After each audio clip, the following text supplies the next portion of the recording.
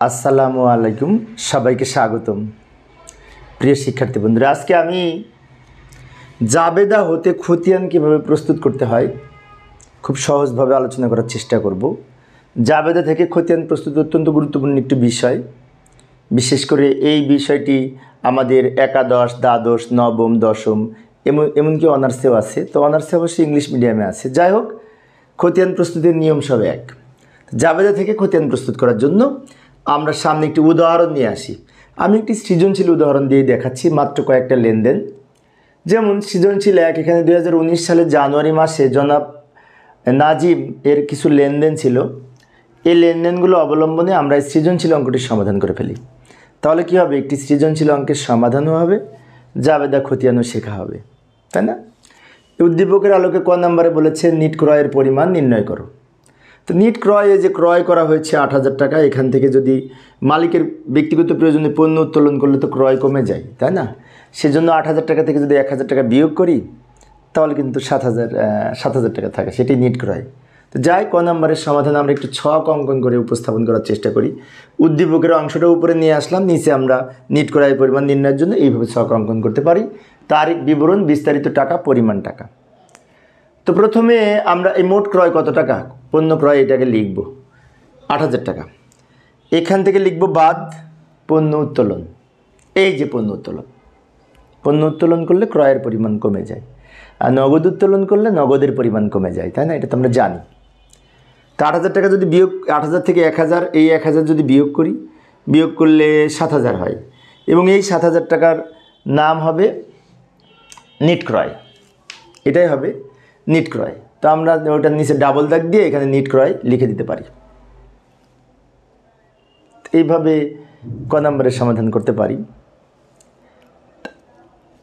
এবার আমরা আবার উদ্দীপকে ফিরে যাই, কি বলেছিল দেখি। উদ্দীপকের খ নম্বরে বলেছিল জাবেদা প্রস্তুত করতে। তো জাবেদা, এই যে উপরে 3টা লেনদেন আমি নিয়ে এসে রাখলাম, এটা দেখে দেখে আমরা নিচে জাবেদা করব, তাই না?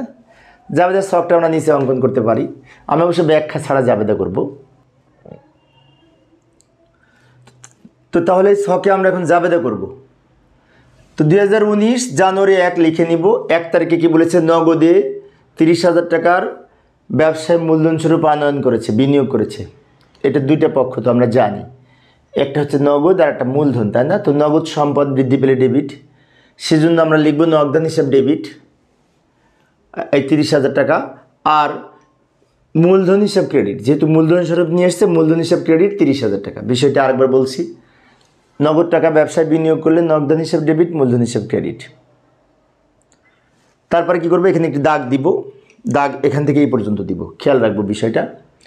এরপরে 5 তারিখ বলছে নগদে পণ্য ক্রয়। নগদে পণ্য ক্রয় করলে একটা পক্ষ ক্রয় আর একটা নগদ টাকা কমে যাবে, তাই নগদান সম্পদ কমে গেলে ডেবিট, আর ক্রয় ব্যয় বৃদ্ধি পাবে। তাই আমরা জাবেদায় লিখব ক্রয় হিসাব ডেবিট, টাকা লিখব এই 8,000 টাকা, এবং নগদান হিসাব ক্রেডিট, টাকা লিখব 8,000 টাকা। আমি আরেকবার রিপিট করছি, লক্ষ্য করি। নগদে পণ্য ক্রয় করা হলে দুইটা পক্ষ, একটা ক্রয় একটা নগদ।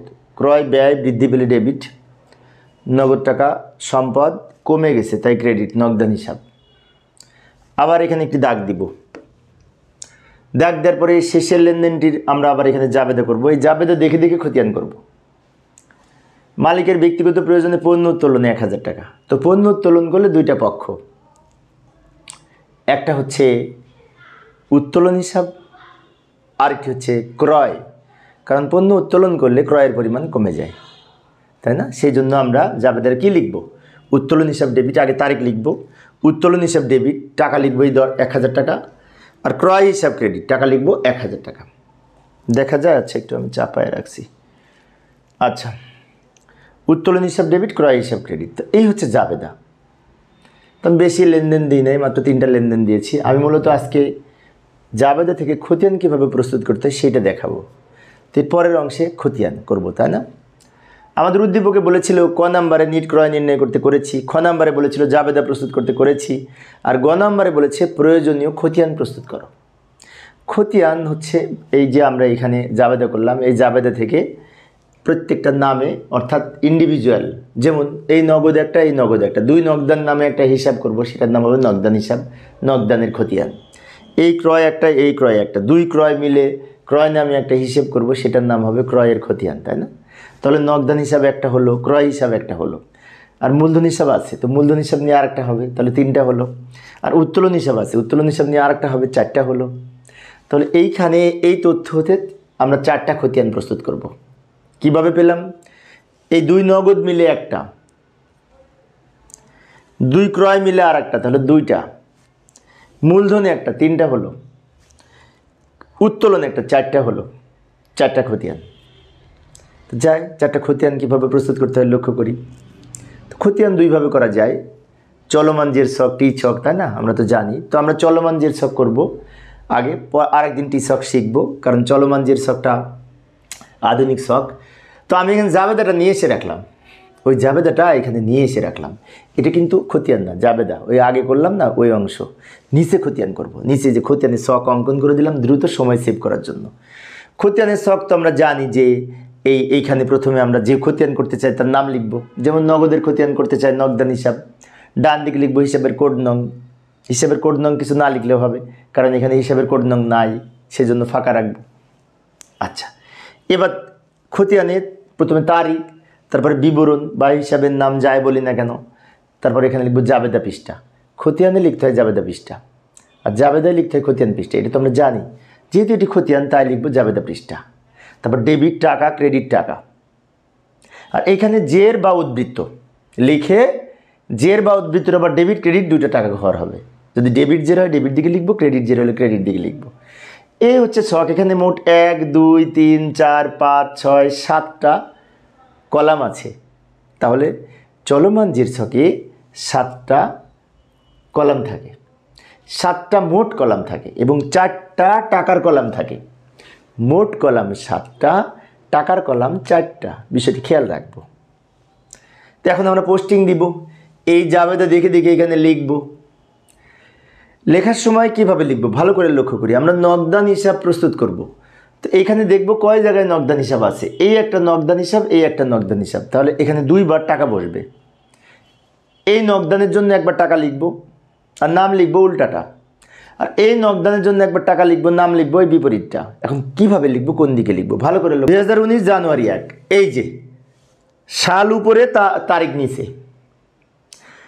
তারপর এইখানে কি লিখব, আমরা যখন নগদান হিসাব করব তখন এই নগদানের টাকা লিখব, কিন্তু নগদান হিসাবের মধ্যে এই নগদান হিসাব লেখা যাবে না। যেমন আমার একটা দোকান আছে, আমার দোকানে যদি একটা খাতা থাকে, সেখানে আমার নাম লিখি না। আমি যাদের কাছে টাকা পাবো বা যে যে হিসাব খাত আছে সেই নামগুলি লিখে থাকি, আমার নিজের নামটা কিন্তু লিখি না ভিতরে। সেই জন্য নগদান হিসাবে এই নগদান লিখব না, লিখব উল্টা নামটা, এই উল্টা নামটা মূলধন হিসাব, বিপরীত নামটা লিখব। আর টাকা লিখব নগদানের যেদিকে টাকা আছে, ডেবিট দিকে। আমি আরেকবার রিপিট করছি, লক্ষ্য করি। নগদান হিসাবে ডেবিট দিকে টাকা আছে, টাকা ডেবিট দিকে লিখব, বাট নাম লিখব বিপরীতটা। কারণটা কি? কারণ আমরা নগদান হিসাবে নগদান নামটা লিখব না, বিপরীত নামটা লিখব। এখানে যেহেতু ডেবিট দিকে আছে, ডেবিটের ঘরে টাকা লিখব। এই তারিখটা সম্পন্ন হলো। আর একটা নগদান হিসাব আছে, এই যে 5 তারিখ। তা এখানে আবার 5 তারিখ লিখব, জানুয়ারি 5। এখন 5 তারিখ তোমরা অনেকেই পারবে। 5 তারিখ কিন্তু নগদান হিসাব ক্রেডিট, নগদান হিসাব ক্রেডিট, এই টাকাটা। তার বিপরীতে কী নাম আছে? ক্রয় হিসাব। তাহলে নগদানে নগদান লেখা যাবে না, উল্টা নামটা লিখতে হবে, ক্রয় হিসাব। টাকা লিখবো ক্রেডিট দিকে, কারণ নগদান হিসাবে ক্রেডিট দিকে টাকা, তাই এই যে ক্রেডিট। আমি আরেকবার রিপিট করছি, নগদান হিসাবে ক্রেডিট দিকে টাকা, তাই ক্রেডিট দিকে টাকা লিখব, নাম লিখবো ডেবিটের নামটা। এবার আবার জের, এই জেরের ঘরে লিখব। এখন তোমাদের অনেকের মনে হতে পারে ডেবিটে ছিল, ডেবিটে লিখছি, তাহলে ক্রেডিটে থাকলে ক্রেডিটে লিখব। না, আসলে কিন্তু তা না। বিষয়টি হচ্ছে এটা ডেবিট, এটা ক্রেডিট, তাহলে ডেবিট ক্রেডিট পার্থক্য নির্ণয় করে যে দিক বেশি সেই দিক হবে। ডেবিট ক্রেডিট মারামারি করবে, যার শক্তি বেশি সেই দিকে যাবে, তাই না? জাস্ট একটু যোগ করলাম। অর্থাৎ 30,000 থেকে 8,000 বিয়োগ করে 22,000 হয়, এবং এই 22,000 কিন্তু ডেবিট বেশি, তাই ডেবিট দিকে লিখব। আমাদের খতিয়ান করা শেষ নগদান হিসাবের, তাই না? এরকম কিন্তু 4টা করতে হবে। কারণটা কি? কারণ এই জাবেদার মধ্যে 4 ধরনের হিসাব আছে। একটা নগদান হিসাব, আরেকটা কিন্তু এই যে ক্রয় 2 জায়গায় আছে, ক্রয় হিসাব, আরেকটা আছে মূলধন হিসাব, উত্তোলন হিসাব। আগে পরে হলে সমস্যা নেই, 4টা হলেই হবে। তো যাই আমরা আরেকটা খতিয়ান এখন করবো, এটা তো সম্পূর্ণ হলো। তো অনেক শিক্ষার্থী, আমি একজন কলেজের শিক্ষক, যখন ক্লাসে পড়াই অনেক শিক্ষার্থী দেখে এটা নিচে ডাবল দাগ দেয়। না, এই ডাবল দাগটা কিছু হবে না, স্রেফ এইভাবেই থাকবে, বিষয়টি খেয়াল রাখবো। আবার এই নামের নিচেও দেখি ডাবল দাগ দেয়, না এগুলো হবে না, ফ্রেশ এইভাবে লাগবে, এত দাগ দেওয়ার দরকার নেই, সিম্পলভাবে রাখবো। আমরা বই দেখবো, বইতেও কিন্তু এইভাবে আছে। আমি নিজে একজন রাইটার, আমার লেখা বই আমার নিজের কলেজে পড়ানো হয়। তো যাই হোক, এইখানে এবার আমরা মূলধন হিসাব করব। নগদান হিসাব গেছে, মূলধন হিসাব। এখন মূলধন হিসাবে কিন্তু একবার আছে,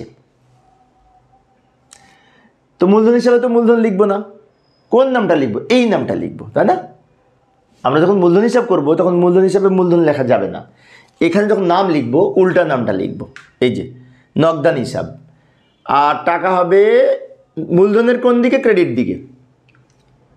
এই ক্রেডিটের টাকা ক্রেডিট দিকে চলে যাবে। তারিখের ঘরে লিখব জানুয়ারি 1। বিষয়টি আবারও বলি, তারিখের ঘরে তারিখ লিখব সাল সহ। এখানে কিভাবে লিখব? জাবেদা হচ্ছে নগদান ডেবিট মূলধন ক্রেডিট। মূলধনের ক্রেডিট দিকে 30,000 টাকা, তাই ক্রেডিট দিকে লিখব 30,000 টাকা। নাম লেখার সময় এই উল্টা নামটা লিখব, আর যেহেতু ক্রেডিটে টাকা আছে ক্রেডিট দিকে চলে যাবে। এবং একটি মাত্র লেনদেন ছিল মূলধন সংক্রান্ত, সে লেনদেনটি মূলধন হিসাবে লিখেছি, তার মানে কি মূলধন হিসাব শেষ। এবার তারপরে আরেকটা খতিয়ান করতে পারি, ক্রয় আছে, উত্তোলন আছে। তাই যাই আমরা এখন এই ক্রয় হিসাবটা প্রস্তুত করি। তো আবার সেই জাবেদাটার উপরে লিখে রাখলাম, এটা কিন্তু জাবেদা, এটা দেখে দেখে আমি খতিয়ান করতেছি।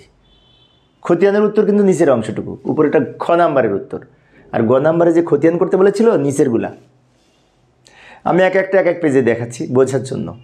তোমরা এক পেজে 3টা খতিয়ান করতে পারো, অথবা 2টা করে করতে পারো। এখন ক্রয় হিসাব করব। ক্রয় হিসাব কিন্তু 2 জায়গায় আছে, এই একটা, এই একটা, এই একটা, এই একটা, তাহলে 2বার বসবে। তো প্রথমে আমরা কি করব? এই সাল লিখব, তারিখ লিখব। 5 তারিখ লিখলাম, 5 তারিখে ক্রয় হিসাব আছে সেই জন্য। এখন 5 তারিখে ক্রয় হিসাবে যখন লিখব, ক্রয় হিসাবে তো ক্রয় লেখা যাবে না, উল্টা নামটা লিখতে হবে। তাহলে এই নামটা লিখব নগদান হিসাব। টাকা লিখব কোন দিকে? ক্রয় হিসাবের যে দিকে টাকা আছে সেদিকে। ক্রয় হিসাবের ডেবিটে টাকা, ডেবিটে, এই যে ডেবিটে, তার ডেবিট দিকে লিখব। এবং ডেবিট দিকে লেখার পাশাপাশি এই জেরের ঘরে ডেবিট দিকে চলে যাবে। এটাকে চলমান জের ছক কেন বলা হয়? চলতে চলতে জের হয়। যেমন এই তারিখের জের এই দিন হয়ে যাচ্ছে, পরের দিন পর জের হয়ে যাচ্ছে, প্রতি তারিখে আমরা জের নির্ণয় করতেছি, সেই জন্য বলা হয় চলমান জের ছক। চলতে চলতে জের হচ্ছে। আর টি ছকে তো মাসের শেষে বা একটা নির্দিষ্ট সময় পর পর আমরা যোগ বিয়োগ করে এই ব্যালেন্স সিডিবিডি নির্ণয় করি, তাই না? তো যাই হোক, টি ছক একদিন দেখাবো, আজকে তো টি ছক দেখাচ্ছি না। তো ক্রয় হিসাবে 2টা হিসাব ছিল, একটা এটা তো লিখেছি, আরেকটা আছে এই যে ক্রয় হিসাব ক্রেডিট। তাহলে আমরা লিখব 30 তারিখ। এখন ক্রয় হিসাবে তো ক্রয় নাম লেখা যাবে না, কি নাম লিখবে? উল্টা নাম, উত্তোলনটা। টাকা কোন দিকে লিখব? টাকা লেখার সময় ক্রয়ের যে দিকে টাকা, তো ক্রয়ের ক্রেডিট দিকে টাকা, তাই ক্রেডিট দিকে লিখব, এই ক্রেডিট দিকে। এখন আবার কিন্তু এটা ডেবিট, এটা ক্রেডিট, তা ডেবিট ক্রেডিট 2টা জের আবার বিয়োগ হবে। বিয়োগ হয়ে যেটা বেশি সেই দিকে বসবে। 8,000 থেকে 1,000 বিয়োগ করে 7,000 হয়। 7,000 ডেবিট বড় কিন্তু, তা ডেবিট দিকে 7,000 হবে। ক্রয় হিসাবও শেষ।